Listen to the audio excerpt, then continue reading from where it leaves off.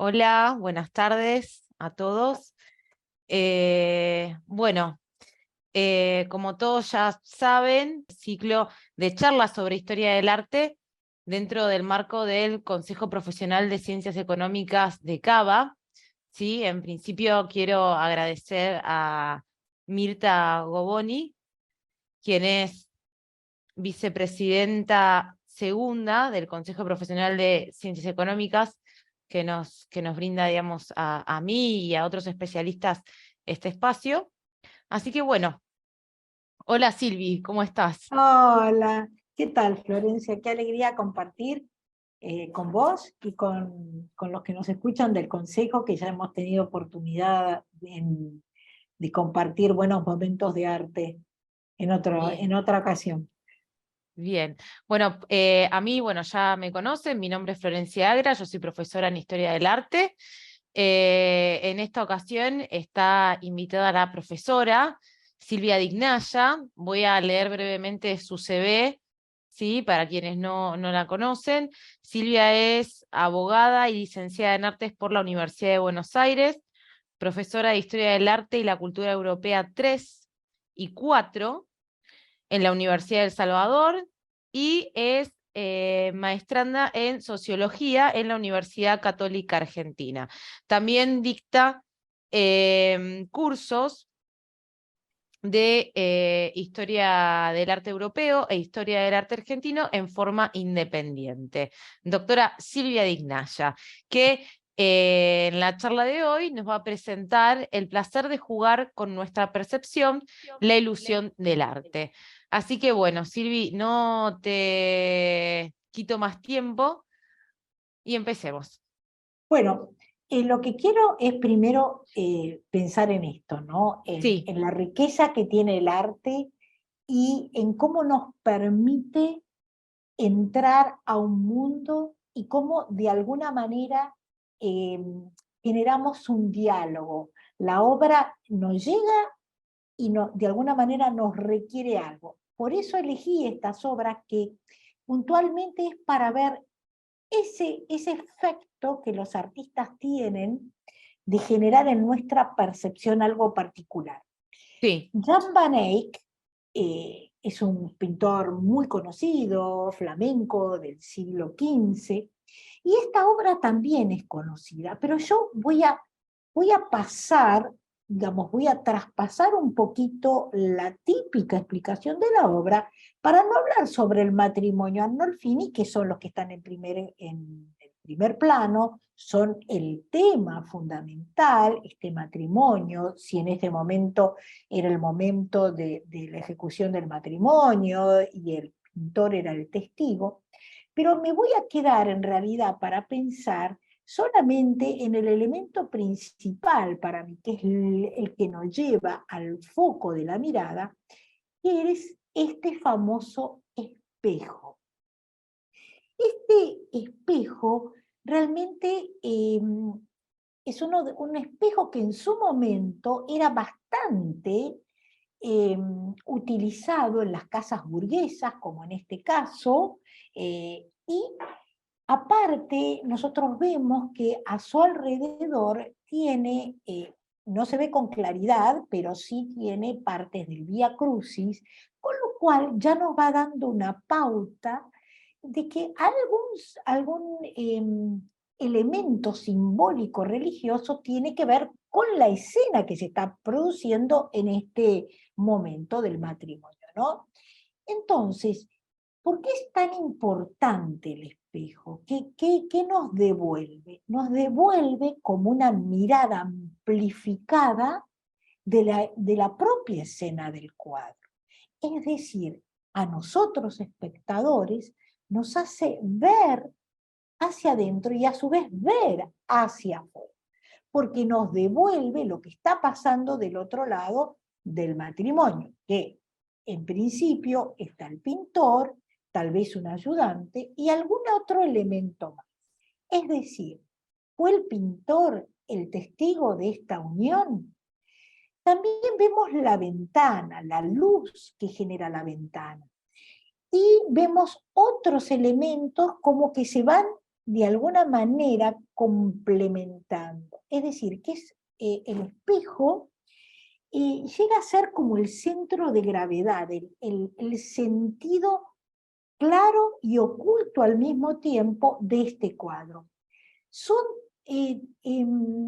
estos cuadros que yo elegí para analizar justamente estos aspectos, son como pequeñas llaves que estos artistas tan virtuosos, tan detallistas, de excelentes coloristas, donde el óleo se ve de una manera que brilla, que impacta, ustedes ven los contrastes de color, pero es el espejo lo más atractivo y misterioso.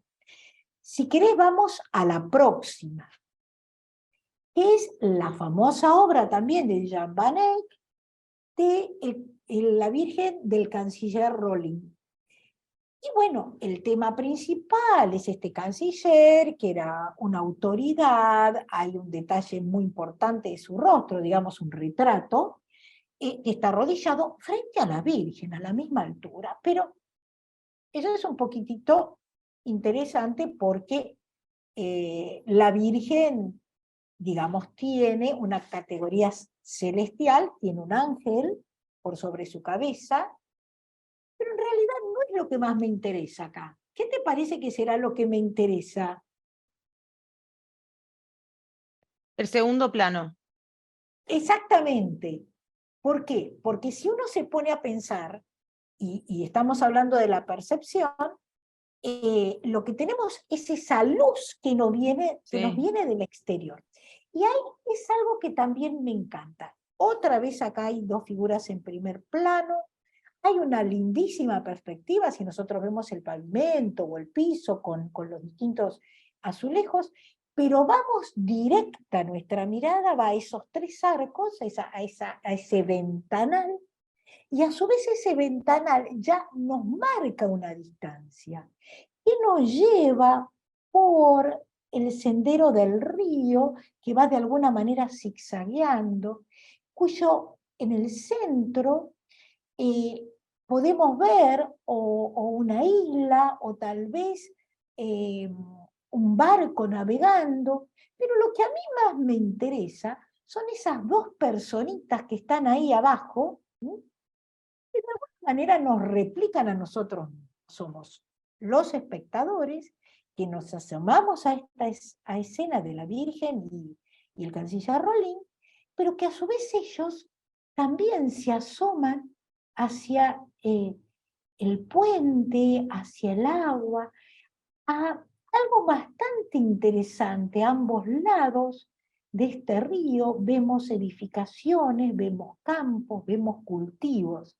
Entonces, otra vez, este segundo plano es la llave de la obra, porque de alguna manera nos va explicando qué simbolizan, ¿no? Este lado con todas construcciones, vemos brillo dorado, este otro sector, vemos campos, y también lo que tiene que ver con lo territorial y con lo celestial.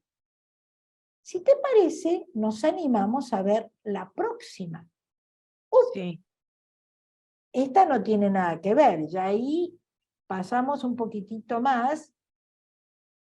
Es una obra muy interesante de Juan Sánchez Cotán, era un artista del barroco español, toledano, Sí. que no tiene tanta obra conocida porque después se va a dedicar a la vida religiosa. Sin embargo, acá vemos también algo de la arquitectura, que podemos reunir arquitectura, podemos reunir naturaleza muerta, podemos reunir trampantojo. Sabemos que el trampantojo es la trampa para el ojo, el trombley, esa ilusión de, pero justamente es una obra que reúne todas estas características y sobre todo lo atractivo de la verdura, del pepino, de la calabaza, digamos, del cabutia, el poder que tienen este tipo de imágenes de ser como naturales, de hacernos creer algo real. ¿Y eso por qué?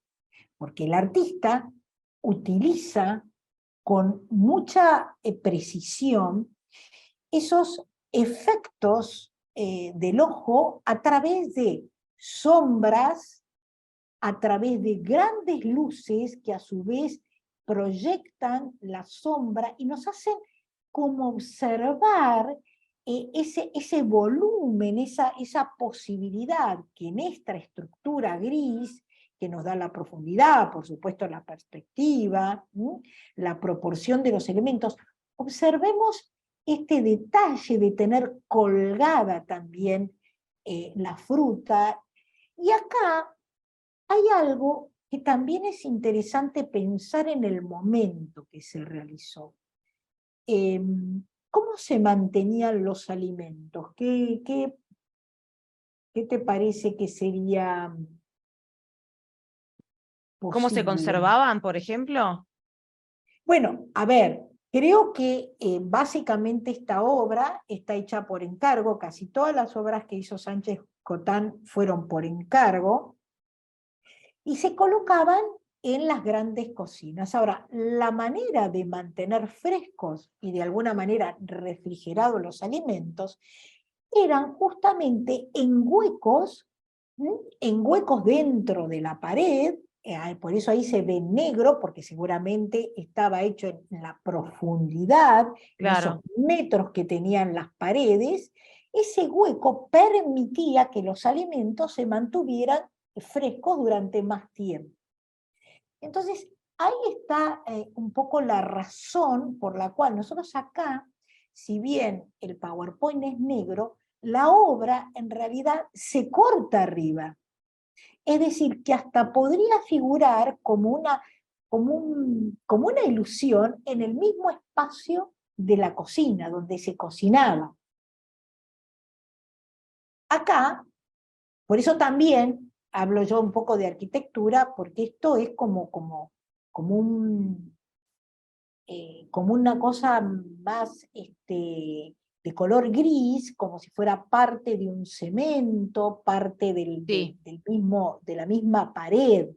Y esta sombra, digamos, esto tan oscuro, nos hace pensar que por detrás hay una profundidad a la que no podemos acceder.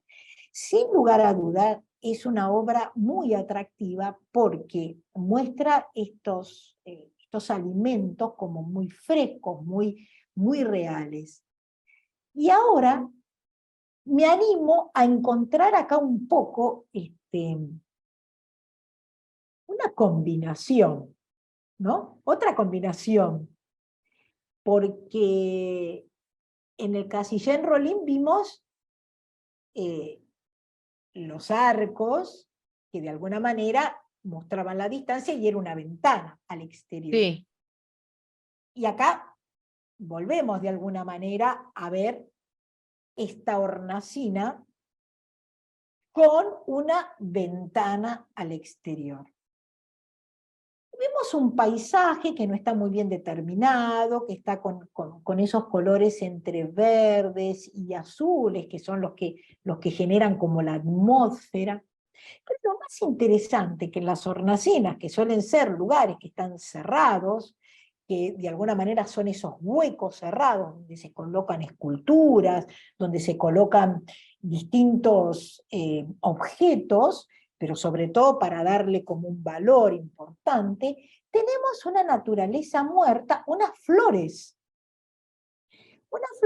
que también son un trampantojo, porque acá en la parte inferior de este jarrón, que se ve que tiene también distintos como apliques, vemos unos rostros que podrían ser de metal, vemos también como unas conchillas de mar, una flor, y vemos las flores, algunas muy frescas, otras ya como caídas, que nos permite hacer, junto con este marco de la hornacina, una idea otra vez del juego óptico de la profundidad, porque nos da toda una sombra que a su vez va generando como el movimiento de la propia flores, ¿no? Tenemos una Sí. luz que va de la parte superior izquierda a la inferior derecha, pero termina siendo un juego de Ambrosius Buhaert, que como lo habíamos visto también es un pintor flamenco del siglo XVII, ya vamos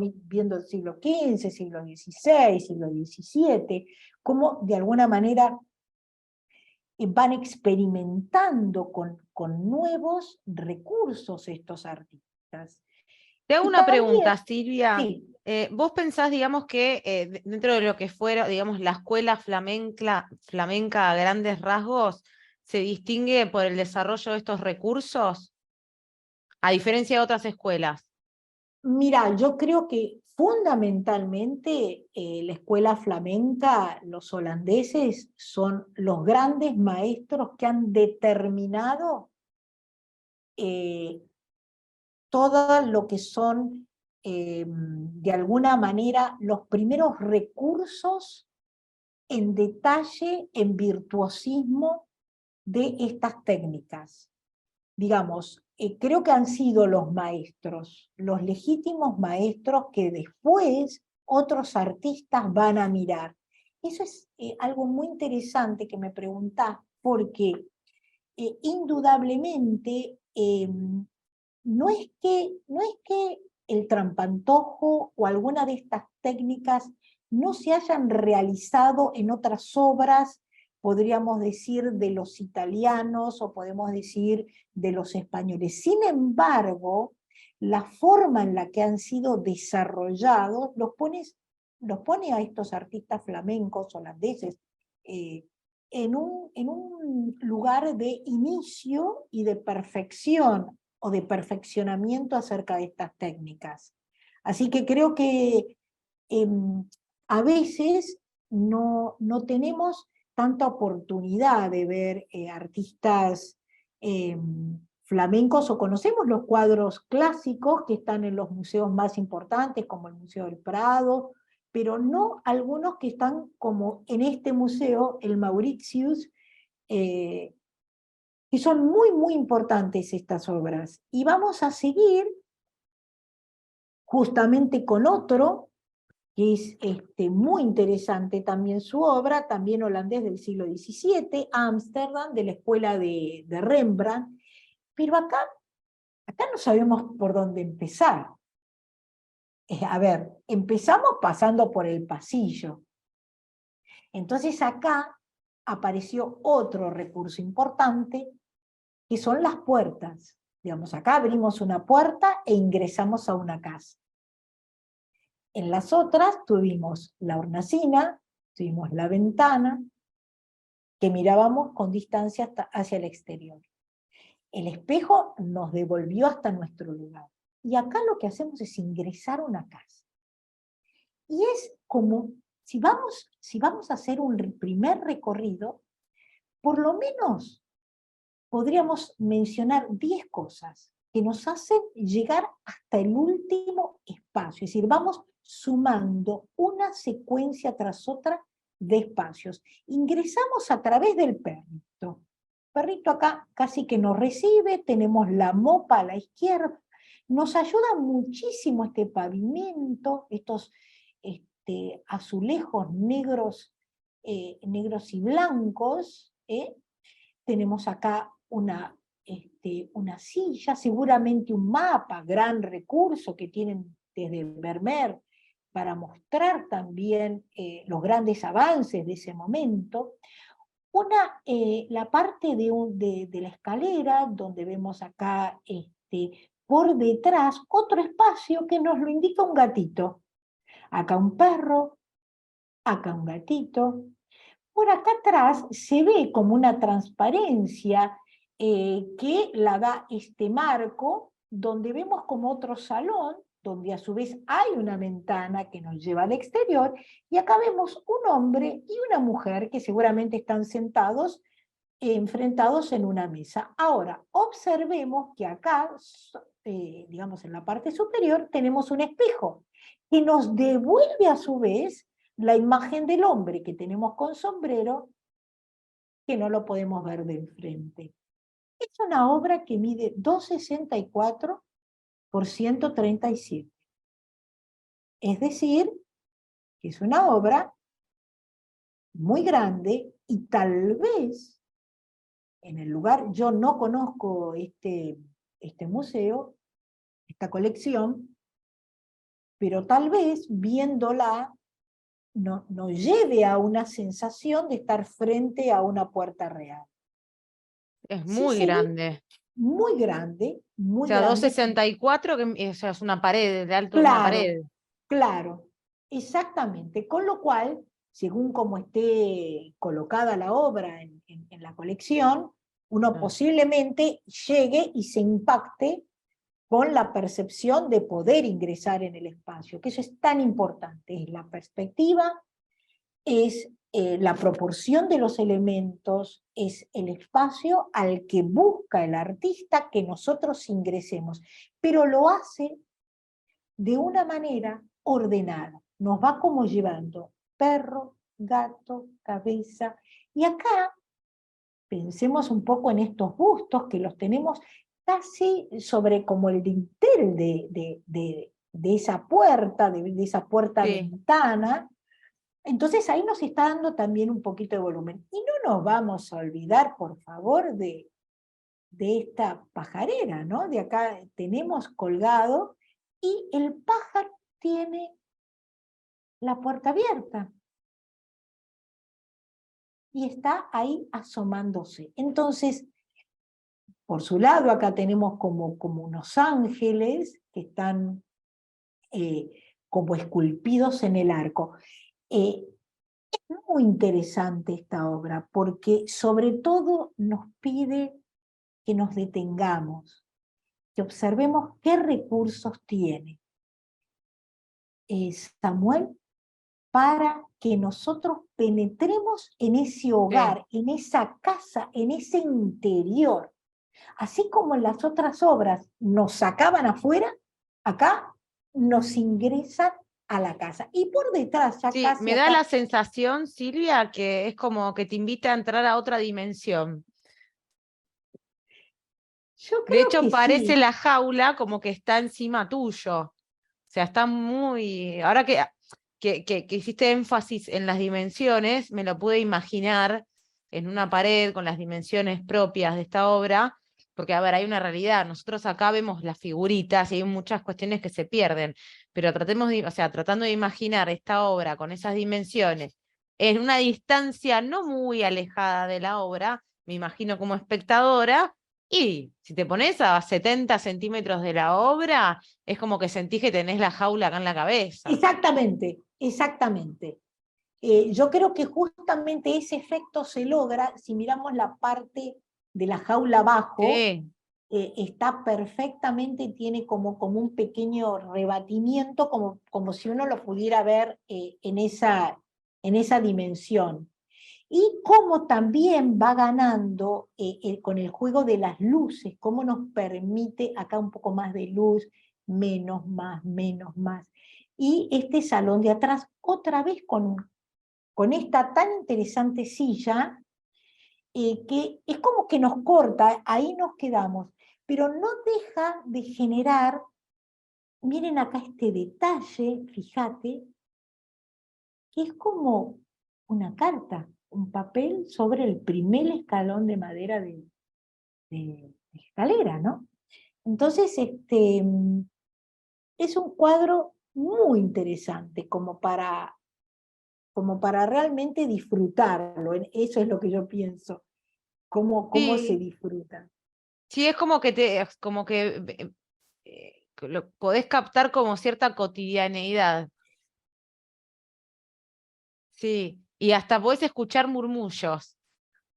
Bueno, Yo creo que sí, que sea, uno se acá, empieza a imaginar, ¿no? bueno, ¿qué estará pasando con esa pareja que está ahí en el medio de la sala, ¿no? Sí, Porque nosotros tenemos el acceso a esta casa, obviamente de la burguesía, y después de pasar este primer hall de entrada con la escalera, pasamos a un salón donde están ellos en una charla muy, muy personal. Y también lo que a mí me gusta mucho es que está la ventana, es decir, esa luz de la ventana. Es un juego muy típico de la pintura holandesa, si lo recordamos también a Vermeer, que pone esas ventanas donde es ese juego de adentro hacia afuera. Acá claramente es ingresar, pero sin embargo nos posibilita pensar que hay algo externo, que hay un lugar afuera también interesante, que, si mal no recuerdo, y seguramente vos te acordarás, el tema de los mapas, que era muy importante en ese momento también en Holanda, era pensar que había otro mundo, y pensemos lo que era todo el imperio holandés, todos los descubrimientos, digamos, todo lo que hacía alrededor del mundo, América, ¿no? Entonces, son cuadros para descubrir, por eso me gustan mucho, porque no es acá, ya le sacamos el tema importante. Ya no está el canciller y la virgen, Claro. ya no está tampoco el matrimonio, ¿sí? No están los alimentos como dándole, porque realmente esos alimentos son magníficos. Acá nos metemos en una casa. Es Así como que se que, pierde el protagonismo de quién es el protagonista. Si el ¿quién es? espectador, los personajes, es Y, como que de una manera muy ordenada nos desorbita un poco, nos puede llegar a desorbitar un poco Yo creo que nuestro lugar. yo creo que nosotros somos los principales. Porque el perrito está ahí un poquito como diciendo, bueno, pasa que Sí, yo quiero seguir mi camino.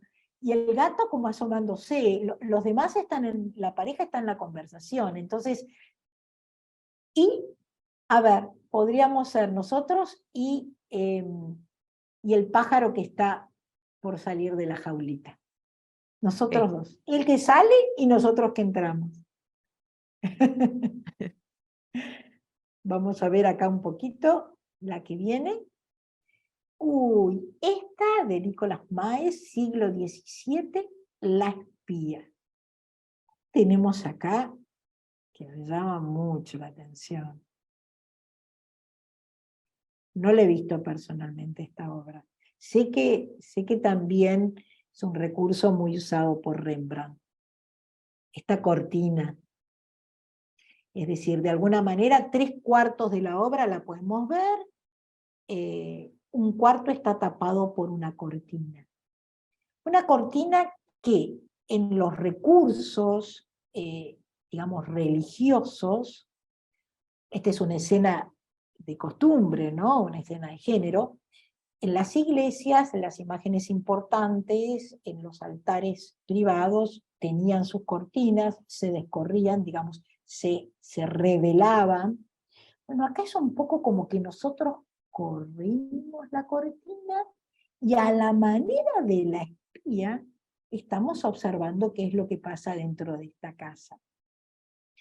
La espía evidentemente es la cocinera. A la izquierda están las jarras, los distintos elementos, cacharros, platos, con otra vez ese virtuosismo del detalle, del brillo sobre los metales que tienen, por supuesto, los artistas holandeses, pero lo que es también muy interesante es esa cara que ella tiene, porque la luz está sobre su tocado, sobre su cara, esa sonrisa como de picaresca, podríamos decir, que está ahí mostrándonos a nosotros, ¿no? Como cómplice, Sí, es tiene mucha lo, complicidad la mirada de esta joven. Nos hace cómplices. exactamente, y yo creo que son Sí, las dos cosas.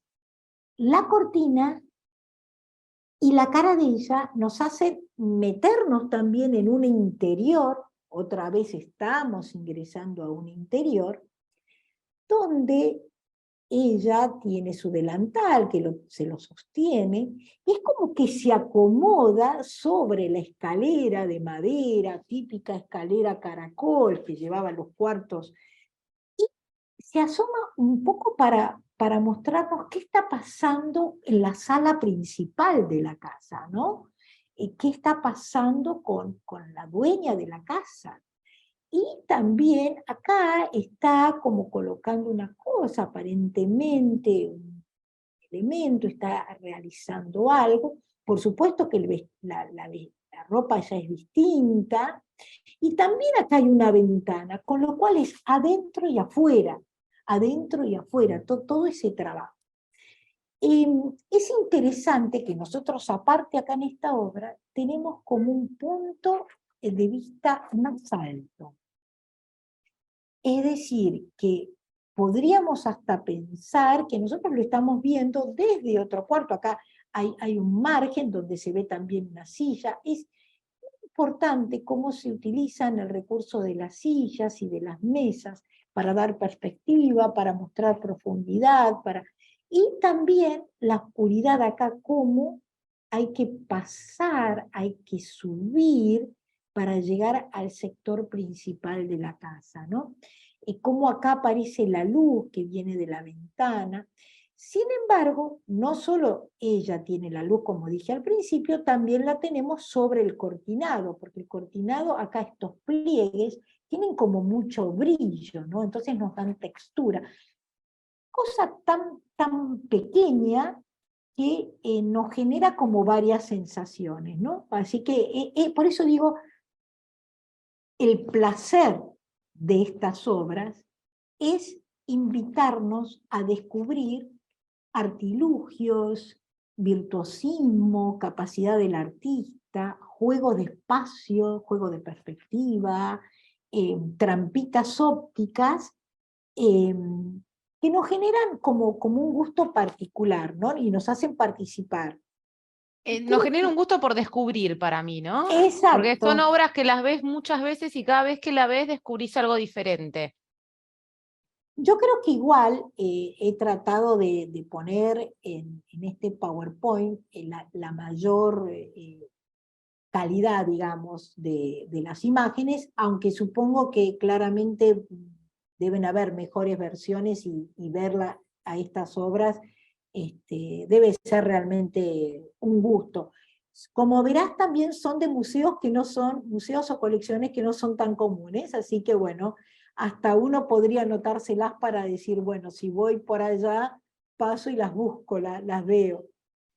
Sí, Y, a ver, ah, eso te comento un poquito. Me dale. han dicho un profesor que ambas conocemos que después, digamos, después de la pandemia, o sea, igual fue un proceso que empezó antes de la pandemia, ¿no? Eh, Se digitalizaron muchas colecciones de museos que no son los clásicos museos que vamos a visitar cuando vamos a una ciudad. Museos Ah, más, mirá qué digamos, bien, se mirá han qué bien. digitalizado mucho y esto, digamos, muchas obras de estas colecciones y esto, digamos, permitió revalorizar a muchos artistas que no son los que participan del gran relato de la historia del arte. Sí, mira, esta creo que la saqué, la busqué, no recuerdo ahora exactamente, pero la saqué con una buena definición. Ahora, lo que vos me decís es muy importante porque en definitiva nos permite conocer obras o entrar a museos o a colecciones que antes no hubiéramos podido entrar. No, yo hay Así que museos que en eso, mi vida sí, sí, hubiese sí, sí. pensado en ir si no hubiese visto antes la colección online.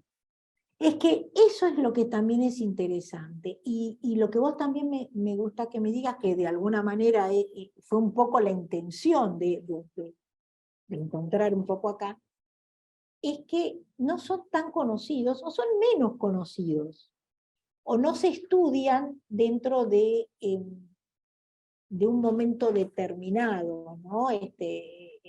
Por eso acá fines del barroco holandés, entonces es como que, bueno, son muy lindas obras para descubrir, para disfrutar. Y bueno, y la última que veíamos acá, que esta es extraordinaria, de Pere Borrell del Caso, es un artista español que fue un gran maestro, y es la colección del Banco de España. Yo no sé si tendremos acceso, se puede entrar y ver, por ahí en el hall principal está. No es una obra tampoco tan grande. Sin embargo, mira el título, ¿no? Huyendo de la crítica. La crítica aparentemente al arte, ¿no? Y qué lindo, qué linda como juego, como diálogo, ¿no? Porque acá se huye de la crítica al cuadro, la crítica al tipo de pintura.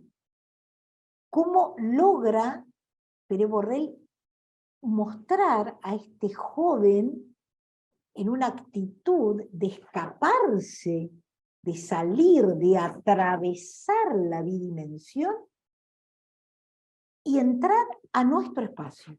Sí, claramente, yo nunca lo vi, hubo una exposición el año pasado en el Museo Thyssen-Bornemisza que hablaba del trampantojo y está esta obra. Y realmente es muy interesante si acá observamos ese juego del color de la mano, sosteniendo como el marco, bien los nudillos, la luz, acá también en la camisa, en el pecho, cómo cae la luz de izquierda a derecha sobre la masa muscular, los huesos, el rostro, esa mirada, ¿no? Como si él mismo se asombrara de que sale del cuadro, que lo puede lograr, huye. El pelo, el detalle del pelo, también nuevamente el detalle de esos pelitos sobre el marco.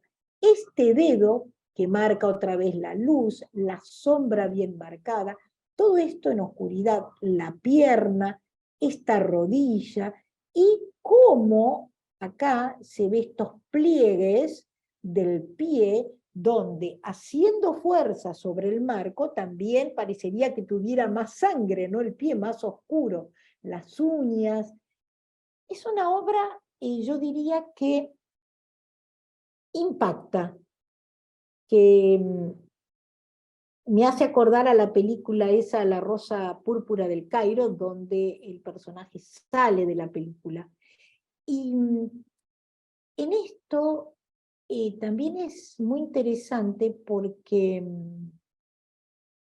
es la necesidad un poco de, no sé si solamente del naturalismo, no sé si solamente de pensar, bueno, cuánto puede lograr el artista hacer una imagen que genere esa sensación de que es real, sino qué importante que es el arte, como vos dijiste antes, para llevarnos a otros mundos, para canalizar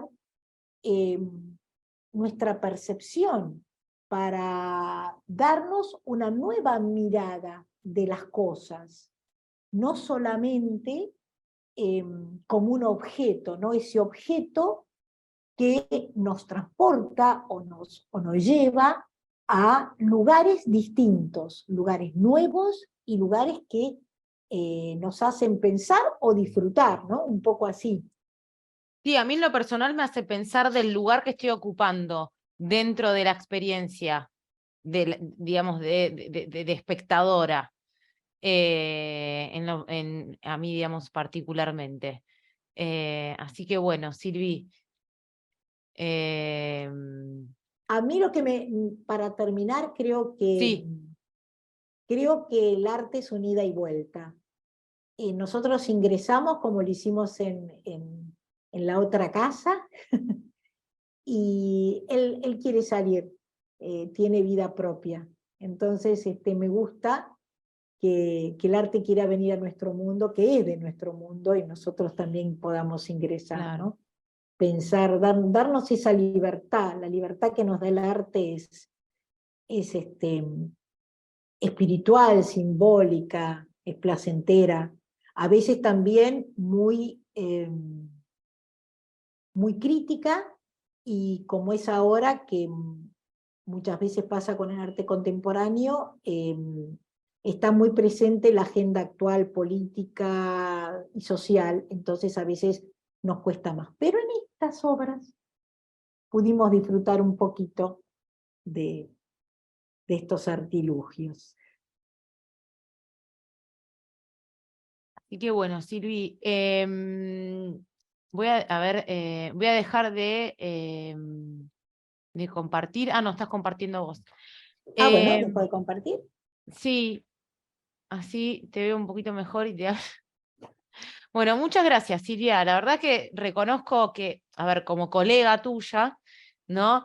Reconozco que este salto que hiciste por las imágenes, atravesando y haciendo énfasis en determinados recursos, no es muy usual de encontrar dentro de lo que es el panorama de charlas de historia del arte y de conferencias.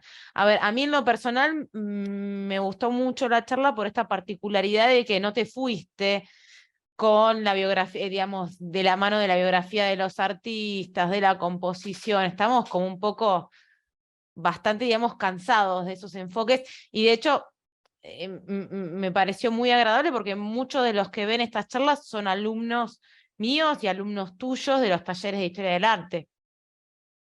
Que estas cuestiones ya, las cuestiones más centrales ya tuvieron, digamos, conocimiento. Así que hicieron, o sea, lo que hicimos en esta charla fue como un recorrido histórico, pero desde el recurso, marcando, tac, tac, tac, digamos, de una manera muy, muy precisa los recursos estos. Claro, exactamente. Y eso quiere decir que uno puede después buscar los artistas, leer la biografía, mirar el resto de la obra que han realizado, pero sobre todo descubrir en estos pequeños detalles todos los recorridos que uno puede hacer mirando una obra, ¿no? Sí, y aparte, a ver, yo no me he equivocado prácticamente, porque si no íbamos a no íbamos a terminar más. Pero a ver, la pintura flamenca, ¿no? Y todos los recursos alegóricos, eso es muy interesante Mm, también. Siempre tan Este, detallista con tus sí, presentaciones, con son toda la data como, importante. son como momentos de gusto que uno tiene, que lo compartimos, y que también me parece lindísimo que esto lo que haga es prender lucecitas para después mirar un poco más. Así que bueno, muy contenta de haberlo compartido. Bueno, muchas gracias, Silvia. Así que bueno, vamos a dar por finalizada la charla. Nuevamente voy a agradecer, digamos, a las autoridades del Consejo por brindarnos este espacio y nos veremos próximamente.